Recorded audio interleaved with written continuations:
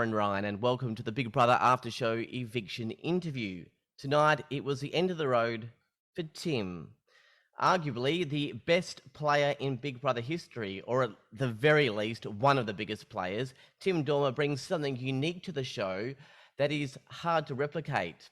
Super surprised to see him leave in the episode before finals week. Tim, thank you for joining me tonight.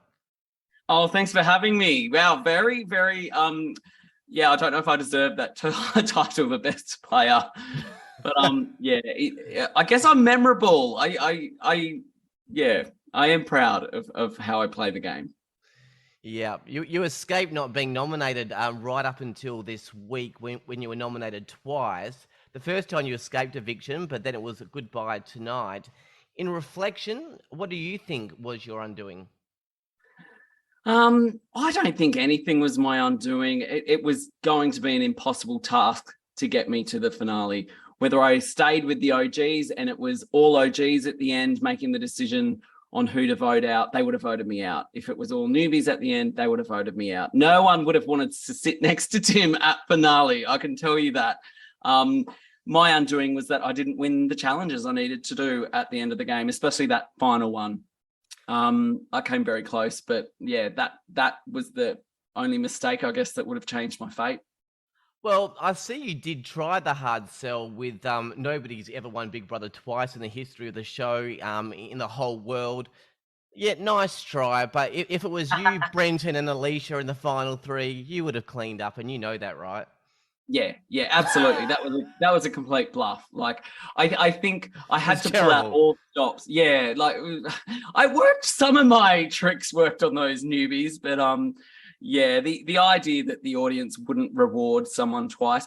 I mean, it was something that was thrown around in the house that some of the newbies were, I think, a little bit angry that they were playing the game with people who had played already, and especially some that had won before. And this, it was said early on in the game, like, come on, give the new players a chance. You guys have had your moment. You've won before. That I thought, oh, maybe they would actually believe that audiences would think that way as well. So it was a last minute attempt, but no, not at all fruitful. I think Taras said in one episode, it wasn't out loud, it was in a private conversation, but said that the newbies are just pawns in the OG game. It certainly felt like that at the start, but then I suppose if you look at the results at the end, look what happened. And I'm largely to blame for that. I think I knew I knew there'd come a point in the game where I would have to turn on the OGs, that I would start working with the newbies. And that was because I knew the OGs were my biggest competition to win at finale, that perhaps they were the only ones that Australia would vote for over me if they thought that I'd already had my win. And yeah, I guess that's something I've been criticised a bit at, was that my loyalty to the OGs, but I never pledged loyalty to the OGs. I made a deal with Johnson, and that's who I was loyal to. And that worked. That my main strategy of the whole game was to avoid nominations for as long as I could, because I thought as soon as I'm nominated, they're going to take their shot. So I worked really hard to build relationships beyond just the OGs. Which saw me not get nominated till day 56. And then when I was nominated and it was a double, I survived. And that's because of those relationships that I'd built with Alicia and Johnson, I'm proud of how I played. Well, Big Brother is a television show. It's a game and there is a prize. There's also many friendships and relationships formed along the way. Do you think your season 10 or this current season had more pull in terms of like relationships, people being offended, people feeling hurt, people feeling betrayed, ostracized, bullied? I guess I didn't do the podcast for your previous season, but it just feels like there's a lot of emotion this season. Yeah. And that's the OG's fault, and only a few of them. I think they were maybe a little bit unaware of how the game has changed, and that it's not the popularity contest it used to be, where the audiences voted purely on whether they connected with you. Now the audience, like the whole show is around gameplay, is around strategy. So I felt it was a bit rich, hypocritical, and even hurtful that some of the OGs were criticizing the game players and the head players like myself, saying that it was somehow a dirty game, it was less trustworthy, when that's the game we're playing. And they were playing it too. They were playing head moves, and that was the hypocrisy of it, was that they would act outraged and offended, but yet they were still playing the same moves. It's caused a lot of drama, I think, for especially me and Estelle post show. And I think for the audience as well, I almost feel sorry for some of the new players who have copped a lot of hate and haven't had the warm reception from audiences because of this OG illusion that the OGs have to be protected and they have to work together, and that they're playing the game with such moral integrity, and that's what should be rewarded. There's some very vocal fans that get very, very angry whenever sort of people were making moves against the OGs, and that wouldn't have happened if the OGs weren't there. People like Johnson and Alicia would have been celebrated for their gameplay. And so it's, I think something that, I don't know, it's maybe I was unprepared that the audience would resonate with the OGs like that. Like, how boring would have the show been if the OGs had have just stuck together and voted out all the newbies when we weren't there to recreate the heyday of Big Brother? It's not that same game. It's not that same TV show. And I think some people thought that they could make it like that. And it felt kind of a bit emotionally manipulative to me in a way that is worse than my game manipulation. It upset me a little bit. Well, a little bit more about that emotion, I guess, without going into all of the Drew and Tully stuff. I mean, one defining moment for me was when Drew voted against Tully at her final eviction, when he said he had her back. Now, one side would say, when you have a previous relationship, current friendship, then that history transcends $250,000. The other side would say that Drew is a person, he's come to play his game, and his aim is to hopefully win and set his life up, the way that he wants to. In that same way, Estelle is a very heart, or I suppose emotional player, and you have your own gameplay that clearly has worked for you in winning season 10, coming 6th in this season, and Canada and everything else. How can you have... Here's my question. That was long-winded. How can you have a Tim way of doing things, an Estelle way of doing things, a Drew way and a Tully way without people being hurt? Is that even possible? Yeah, no, it's not. And that's the beauty of the show. That's why we watch, because we all have different ways of playing the game and different, like the bar of what we're prepared to do to get to the end. Would you win at all cost? I think Taras's gameplay, he wants to win at all costs. He doesn't care about the reputation of lying and really sort of overt, sneaky gameplay. I wouldn't say that I would make the choices that Taras has made, but I also wouldn't play the way Estelle played with her heart. And I found it quite emotionally manipulative that Tully and Estelle expected me and Drew to work with them or save them when it wasn't returned. It wasn't actually returned. They both hadn't had our backs when we needed it. And in fact, what wasn't shown on the show was a really strong female alliance that Estelle and Jules the Intruder had built with Tully and Gabby. Those four, Reggie wasn't a part of it. She didn't want any part of that. But Estelle was forming this strong female alliance where they wanted only females to be in the finale, and they were wanting all the males to be nominated. And I just think that's gross sexism. I don't like. And so then for them to turn around and act offended when we made a sort of defensive move against being caught from that alliance, it screams hypocrisy to me, and it's yucky. I don't like it. The thing is about hurt, though, is really you could only be hurt by the people you love. There is a bit of hurt going around on the show, and even since obviously the show has ended. Spoiler alert: this season was pre-filmed. Although some people are feeling anger, seems that might be masking hurt. Um, Mm, every person I've spoken to that is showing signs of anger, it's because they feel deeply hurt by something, because they actually truly are fond of the person that they feel is hurting them. Would you like to see the people that have been hurt find reconciliation, or is it a case of just moving on? um, depends if that hurt is genuine or whether it's a coping mechanism. Um, I mean, there's two people in particular that I know like to play the victim, and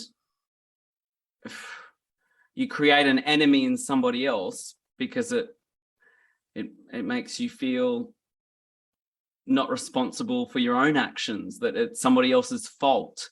And that's been really sad as well, to see people come outside the other end of the game and blame others or act with hurt, when I think it's just that they can't take responsibility for their own game. I mean, you made mistakes, you didn't get there, and maybe someone was just a better game player than you. I don't know. We're all a family, and families don't always get along. And I was hurt, really hurt, by some of those heart players attacking who I was, my character, I felt. And some of the things that Estelle was saying online really upset me. And I chatted to her privately and said, hey, we're friends. You know that I'm not a bully. You know that I'm not abusive. Why are you engaging with this narrative? Why are you encouraging fans to sort of think that there was something more going on than what's being shown on the show? Like, and then that's what was really dangerous, I think, with what Estelle was saying, was that she was alleging that verbal abuse was happening. And Big Brother's filmed 24/7. They have a duty of care, the production team, to look after us. And I was really concerned that, yeah, she's walking into dangerous territory there that I don't know why. And so, yeah, if you saw, I retaliated with a really, really insensitive tweet to her, which I know hurt her. We haven't spoken to each other since then. And Well, Tim, let me ask you for a moment just one thing about Estelle, and it's not going to be the usual questions that you've been asked, I'm sure. Let's put aside what went wrong, who did what for a moment. There was a close bond with Estelle. Can you tell me about the things that actually drew you together initially, what you actually love about her, and why there was such a bond at one stage? yeah, though, that's a good question. Yeah, and I should say at this point, I have my own podcast. The episode that's out is me addressing this Estelle stuff, and I go into our history and why we were friends, and then why I was so nervous to play this game with her, because I knew that we were such different people. Right back at the beginning, I was on hold to go into Estelle's season as an intruder. I voted for Estelle to win. I loved everything that I thought Estelle stood for, how she was presented as this misfit and perhaps a victim to some of the other players in her game. And after I'd won, we got in touch and we hung out, and we really bonded, because I'm a bit of a misfit myself as well, and we were both weirdos, and we kind of formed a good friendship over the years, and we'd hang out quite often and call each other up. And yeah, it was a really deeper connection that had nothing to do with the game of Big Brother. It was just that we recognized that we were both interesting humans that sort of saw the world a bit differently, and maybe had been victim to other people in our lives that sort of, I don't know, had cast us aside and rejected us. And yeah, then I don't know, as friends do, we fell apart. But then going into last year when I got the call up to do the show, I was thinking, who else have they asked? And then Estelle called me, and I knew that, yeah, she was calling because she'd been asked. And I was nervous because, yeah, whilst we're so alike on some level, we're very different on another. And I'm very almost rational in my game strategy, but she's quite irrational and so emotional. And as it played out, those emotions really clouded some of her decisions, and she lost trust in me. Yeah, it's very complex, very complex. Yeah, it is. Let's go in a whole different direction. Let's talk Tim Dormer. You know, when I look at some interviews and stuff you've had, you know, it's about Big Brother. It's about, I've seen a few stories, you know, in terms of sexuality or in terms of who you're dating and stuff like that. But tell me about your lifestyle, your family growing up as a kid. What kind of family, household, and life did you have growing up? Yeah, I come from a really lovable, lovely household. I'm the only boy of 5 kids. I've got 4 sisters, 2 older, 2 younger. I'm stuck in the middle. So I think I had only child syndrome because I'm the only boy, but then middle child syndrome as well. And I was such a tease to my sisters. Like, I think that's where the sort of poking the bear comes from and pushing people's buttons. But my parents, yeah, it's a really loving household, and it was a conservative religious upbringing as well. That I didn't touch alcohol. I didn't lose my virginity until my late 20s. And Whoa. who you saw in 2013, that Tim was just, I think I was probably like a year or 2 out of a really sort of protected churchy upbringing. Like, I even studied to become a minister. Oh, I've got wow. a diploma of Christian ministry. And so, yeah, the big world out there, I was only just discovering when I went on Big Brother. And I think that's why there's sort of like this naivety about me, that I was quite brave. I hadn't gone through many life challenges yet. That happened all after Big Brother in the last sort of 9 years of my life. It was my reality check on what life's actually really about, and some really tough life challenges. But yeah, my family's really, really lovely. It's been a struggle for them to deal with me both going on television and being the loud character that I am. And then also coming out was a really tough time for the family, for them to understand the choices that I was making. But they've stood by me, and now being back on the show again, they've loved seeing me. And I guess it was full circle going back to Big Brother. And I do feel like a wiser Tim that's been through a lot of life challenges, that I guess, I'm more understanding and a softer Tim. I don't know, the show didn't really show all those moments, but the bonds I formed with some of the people in the house were probably a lot deeper than the first time that I played around. That's quite interesting. My next question was going to be, where was your career heading after high school? And I never expected that to be perhaps father-daughter. Yeah, I know. It's very crazy. Yeah, I was doing my science degree and Christian ministry diploma, and then caught the fame bug.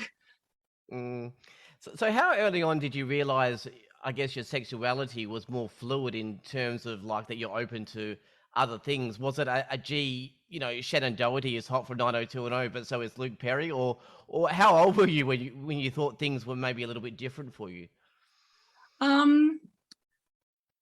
Gosh, that's like a question that talk to my psychologist about. Oh, you don't have to answer that. I didn't. Yeah, yeah. I guess it was a part of me that was very underdeveloped. It wasn't as if I was afraid I wasn't hiding anything when I did Big Brother in 2013. It wasn't a part of who I was at that stage that I understood. It was after the show that I kind of was brave enough to open that box and think, oh, like, would I was sexually attracted to both males and females, but I was not romantically attracted to males. So I didn't know whether that meant that I was bisexual or what. But then out of the blue, I came this guy that I fell in love with, and it was about a year of this relationship that nobody knew about. Like, I was in the public eye. This was after Big Brother, and I just wanted to protect that, because I knew as soon as it was out that the relationship might be all the scrutiny. I was worried about losing it. So it was a really beautiful time to be in a relationship, and no one knew about it. But then it was when I was in Big Brother Canada that I was like, okay, you got to get real with your life. You got to tell everyone that you're in love with this guy, and it's going to be hard, but yeah, I was brave enough to do it. And yeah, I guess that was, I came out saying that I was in love with a guy, and that the label, I guess, is pansexual, that I realized that I didn't really separate genders in terms of attraction. But I'm happy with the label of gay now. I don't know, when that relationship broke up, I remember going on Tinder and thinking, should I take girls again? And I never did go on any dates with girls, and I'm with a guy now. So I'm happy, whatever label you want to put on it. It's just not a part of anything that I worry about anymore. Maybe it's lucky you didn't go down the father dorm. I know. Imagine that. I would have been stuck in, yeah. Well, have you always been able to live your life sort of discrimination-free, be accepted by all, happy life and so on? Or has it been a struggle, like people making comments, people, being discriminatory towards you, or always having to go that extra mile and prove yourself, and always, have to fight to be a bigger person? What sort of life were you able to lead? Yeah, wow. Obviously growing up in a conservative Christian culture, that someone like me did feel really constricted by all the rules and the submission and the uniformity of just, I don't know, it's just, I felt different. It wasn't just my sexuality. I just felt like my personality was not like those around me, or that I don't know. In my own time, I would feel like I could shine sort of my weird self and be myself. But yeah, that's a really proud moment of my life, is to not be afraid to show who I am. I don't even really think about it much anymore. But it did require me sort of deciding that I wasn't going to try fit in anymore, and that it was fine to stand out. Yeah, what was the question again? These are deep questions. I'm liking it. No, it was just on some people come out and gay, everyone accepts it, everyone's happy, and they just live a happy life. For some people, they come out and it's a struggle. They find workplaces they go to, there's some discrimination, there's online sort of trolling, there's and it's quite difficult, experience to come out. Yeah. Okay. No, coming out actually was so liberating. And I mean, I feel like it was easy in a way. It was like a Band-Aid. It was front page of Who magazine. I have sympathy for people that, like, the coming out process is long, of just continually telling people, revealing to people, and that conversation of shock or whatever. For me, that was over in one day, and I've never looked back. Like, it was a really pivotal moment in my life where this sort of fear and stress that I've been carrying for a long part of my life was just gone. And didn't. It's funny, I wondered whether going back to the game now, as someone who's open about their sexuality, might have changed my fan base. But no, it's lovely. I still get girls wanting to be my girlfriend. I still get straight guys wanting to be their best mate. Like, I'm really proud that my sexuality isn't the most interesting thing about me. And I think that's when I came out. I didn't want it to be. I don't even like the terminology coming out. It was just sharing a part of my life, like that I was in love with a guy. Yeah. I want to because there's only a few minutes left. I had about another six million questions, but Okay, I'm we'll trying go for to. quick. Talk too long. I'm trying to. I want to go back to the emotional, this head versus heart thing for a moment, because there's something that's just not quite connecting with me, and I just want to explore it for a second. Now, you probably say that you're a head player, more than a heart player, but it does have cracks in it, though. You do your game, they do theirs, but you were really hurt by Dave earlier in this season. I think you might have slipped into heart mode there instead of head mode for a moment. But the thing is, you were genuinely affected in the house by Drew, by Dave, by Stell, by Reggie. Um, are you sure you're a head player and not a heart player? Because there's a lot of heart in you as well, Tim. Oh, thank you. Yes, I definitely am heart player, and I think Yeah, well, maybe but then you're sort of saying, these heart players, and sort of yeah, saying things against them. But you're a heart player, Tim, a big one. yeah, yeah. So I think my heart play, I don't use a strategy. It's whether you use your heart to manipulate others. I don't do that. I think Mm, I wasn't using relationships. Um, I was using gameplay mm, to get further in the game. I think my strengths are my ability to read people, and that might be a heart thing. Um, yeah, I think that's how I get away with it. If Tim was just purely strategy and head, he'd be an asshole.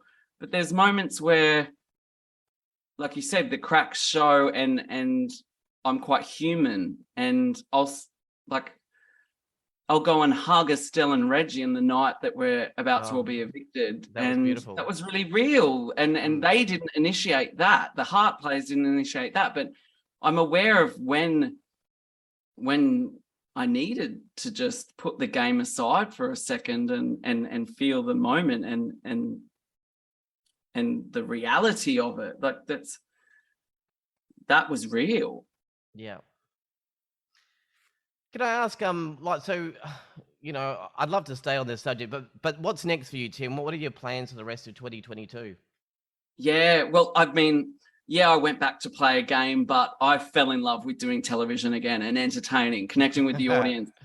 That's the like most amazing feedback that I've got, that people are saying, please don't go anywhere. We want to see you on more things. So I would say yes to pretty much anything. Dancing with the Stars, SAS, I'm a Celebrity, get me out of here. Hosting Big Brother, that is my dream one day to do that. So yeah, I'll be working hard to try and sort of either radio or TV gigs, putting my name out there and just keep entertaining. I've got my own podcast that's out. Check it out. Every week I'm going to be sharing my life after reality TV. And And yeah, I'm just what's the site they can go to? so it's called The Big Mouth with Tim Dormer. The link's in my bio on Instagram and Facebook. Yeah, you'll be hearing a lot about it the next few days, because I've got 3 episodes out already. Check it out. I get real. This other side of Tim, my vulnerability. That's what I want to show a bit more of. You've seen Tim, the game player, the strategic mastermind, but to hear me open up about some of the toughest life lessons that I've been through, when my big mouth has got me into trouble, which happens quite a lot. I think it's going to be a different side of Tim that people are going to see. So I'm just excited to be back engaged with the audience that voted for me to win 9 years ago. And yeah, television and reality TV especially, it's a passion of mine since being a fan early on, as that sort of coming from that conservative Christian world. Reality TV was just a whole other world to me. And to look back on my life and what I've achieved, and now I'm just so proud that I got the opportunity to come back and show Tim again. Well, thank you for the opportunity for the headline for this podcast. Tim Dormer evicts Sonia Kruger as host of Big Brother. Beautiful. No, she's brilliant, and Yeah. I would love to co-host, have a little sideshow. That would be amazing if they could bring back form of the live element, and yeah, give me some of the naughty stuff to talk about, all the juicy bits. Absolutely. Look, Tim, you are indeed, one of the greatest Big Brother housemates of all time. There is the Tim Dormer that we see on our screens, but I thank you for allowing me the opportunity to show a bit of a different side to yourself. We'll see you at the finale, and thank you for joining me tonight. Excellent. Thanks for the chat. It was really great. All right, that was Tim, 16th evicted from Big Brother 2022. That's it for tonight. Thank you for listening. I'm Aaron Ryan. I'll be back with a 17th eviction very soon. Good night.